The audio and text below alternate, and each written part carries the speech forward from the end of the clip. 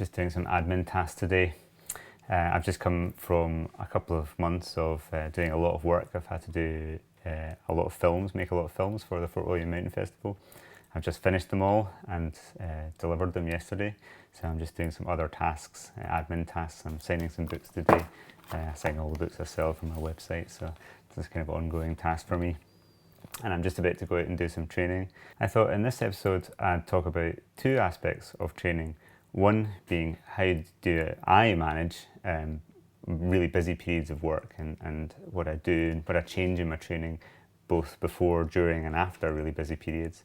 And also I thought I would talk about some perspectives on injuries. You know, I'm just recovering from a very minor finger injury myself, but it's funny how you know, this book is about managing and preventing climbing injuries, and every month I get boxes of them and sign them and send them off all around the world.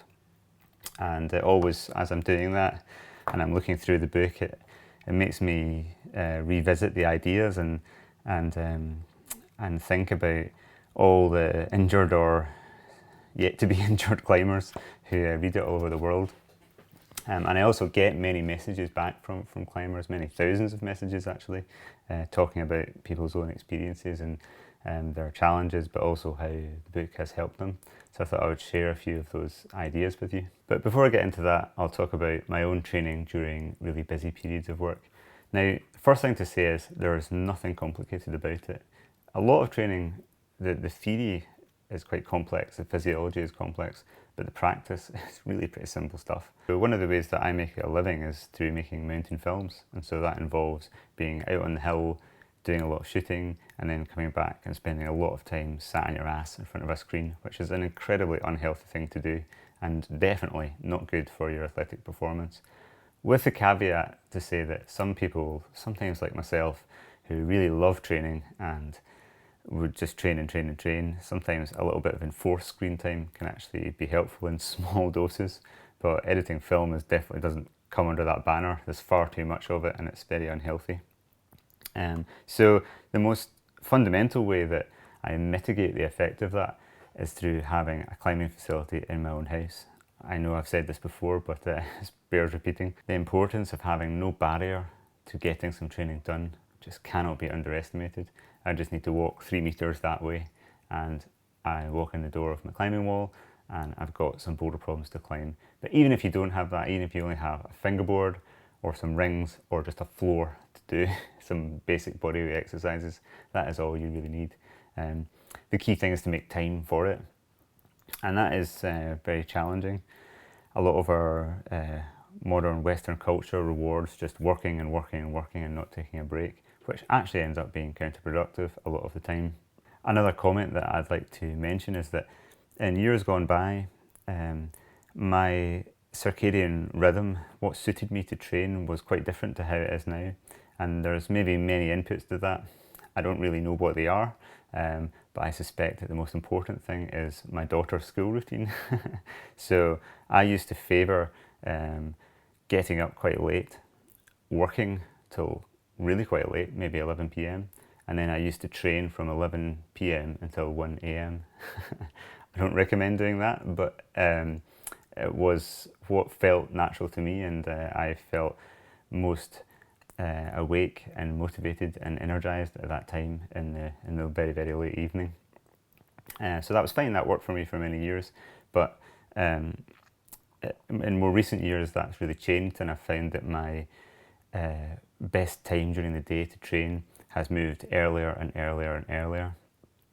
And it's really important that you follow that. Of course, for people that work in a job where you cannot move the hours, or very, very easily at least, then that presents a bit of a challenge. And again, that's an issue for every individual to find their own workarounds, whether they think about whether the job is really the right one for them and their performance goals, or whether they can find some sort of other workaround. There are a million different ways to do it, and really it's up to you to find your ways. Being self-employed and working from home has some disadvantages in that you often do a lot of work hours, but it also has that flexibility where you can, make your own choices and arrange things how you like. So I've moved my training a bit earlier in the day. So that's the first point. There's no barrier to me getting some training done because it's right there. I don't have to drive anywhere. There's no excuse for not doing the training at all. The second thing is when I am pushed for time, I narrow the focus of the training down to the very highest priority stuff, which, as always, is pure finger strength for me. I have a lot of experience in climbing, so my body kind of knows how to climb to a certain extent. Of course, you lose your sharpness and technique if you're not doing a lot of climbing, but that's only a partial effect, if you like.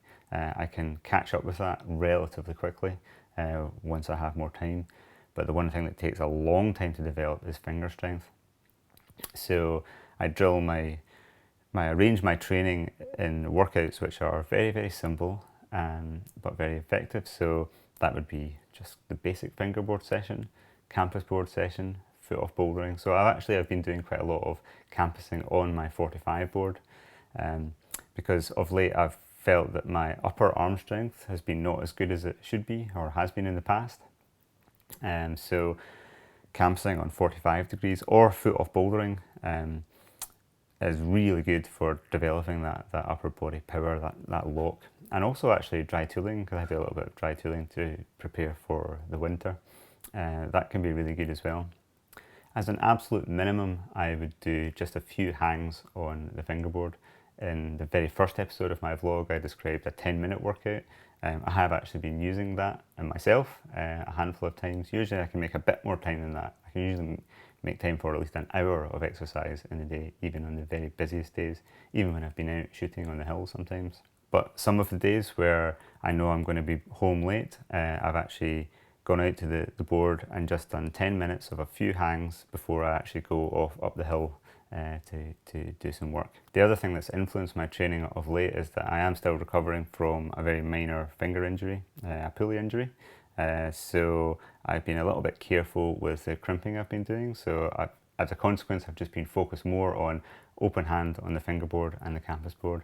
And I must say that it's amazing. I always have this reminder of like how quickly your open hand strength develops, but also how quickly your crimp strength deteriorates. So I've been noticing it when I have been bouldering that my crimp strength is just not as good as it has been before I had the injury.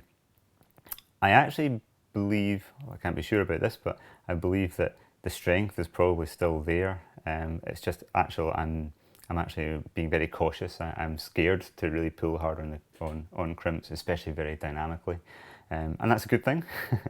I think it makes sense to err on the side of caution and to do as much as you feel you can. I mean, I still am crimping pretty hard, but it's just not quite as hard as I would normally do. But I've been making up for that by holding more of the holds on my board with a 3-finger drag open-handed, and that's been working just great. So I've still been able to climb many of the hardest problems on my board and actually get quite close to some projects that have been on my board for a long time and I've never been able to do. So despite the fact that I've been very busy, I've not really had a lot of time to climb. I have been working away on my training and I feel like I've actually made some progress. And so now that work is done, and I'm now moving back to a period where I have my normal ample time to climb, then the first task is to integrate that strength that I've gained back into my normal climbing technique. So I will start to add in a lot more bouldering. I'll set myself varied problems of all difficulties, from problems that I will do in 1 or 2 tries right through to things that will take many sessions.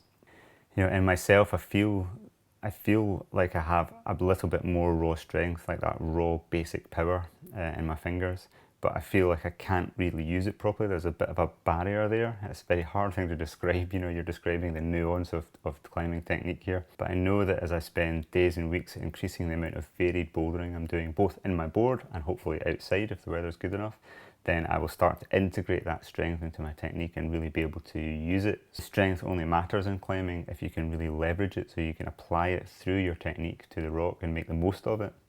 So I suppose the take-home message of what I'm saying is, if you do have a very busy period of work coming up where your schedule is either going to be just very full or very chaotic, then the best approach for that is to plan for it, to think, how are you going to do more than no training The number one thing is your fingerboard at home or wherever it is you're staying.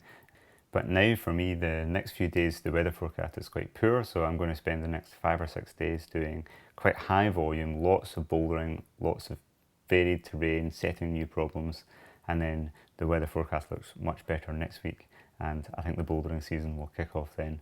The winter in Scotland seems to have gone again, so I'm putting away the ice tools for a while and thinking about my boulder projects for the spring, which is really good. I'm pretty excited. But the second thing I want to talk about in this vlog relates to injuries, and as I say, I've sent many thousands of copies of my book around the world to injured climbers or climbers who want to prevent injuries, and in the process I've had a huge amount of feedback.